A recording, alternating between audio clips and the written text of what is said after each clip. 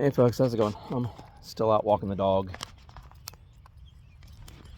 I thought we'd talk a little bit about the political shell game. Now, I'm not talking about the so-called 4D chess they love to somehow play with each other, which is just bonkers and overcompensating for something. And I'm not even talking about the campaign promises and lies that they spit out, tell you that they're going to do something, and then once they get into office, they never do it. And then, for some reason, people still believe them when they say they're going to do something again and vote them back into office. Now, I'm talking about the shell game they play with the constituency between and during administrations, specifically presidential administrations, though the majority of these shell games are played by Congress, both houses, and usually by both parties. Though I will say one party does tend to do it, especially now recently, more often than others.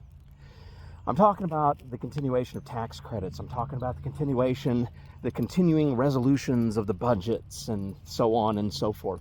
They keep passing the buck, and the reason they do it is in order to try to hurt the next administration, but they use us to do it. They hurt us.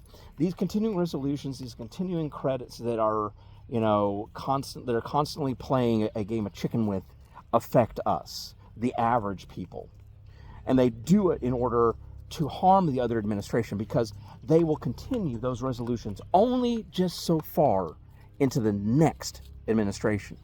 In order for the next administration's party to either choose to commit and agree to it, which will make some of their constituency angry, or cap it and make the opposing party's followers extremely angry and be able to have fuel to be able to campaign with. But you see, the thing is no matter how it works out, the people, the average people, are always the victims in this shell game. And so for some people, maybe you don't know what the shell game is. The shell game is really simple. You got a little red ball, and you put it underneath, 3 cups or 3 coconut shells or whatever on a flat table.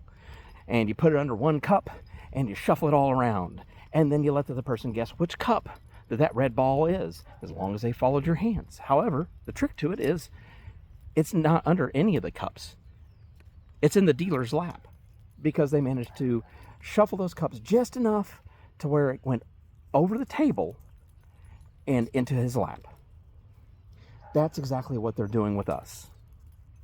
And the thing is some people fall for it all the time. The issue is if they truly cared about the things that they did, or the resolutions that they vote on and things of that nature to actually benefit the people, it wouldn't have these 4-year caps, 5-year caps, 2-year caps. They would make them permanent, just like the tax credits for businesses and the wealthy. They get permanent tax credits. For some reason, the average people only get temporary ones. Think about that. Anyway, it's just an opinion. Just like assholes, everybody has an opinion, especially this guy. Take care.